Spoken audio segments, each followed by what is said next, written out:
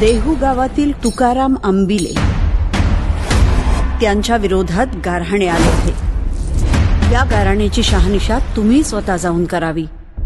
जशी आज्ञा आऊसाहेब।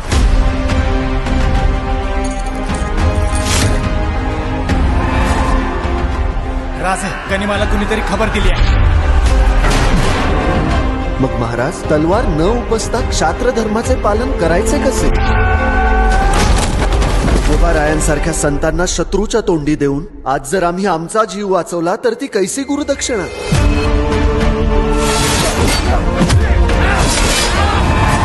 तुम्हाला मी हवाय ना? मग त्या पांडुरंगाच्या भक्तांना सोडा। मग असेल तर मला अडवून दाखवा।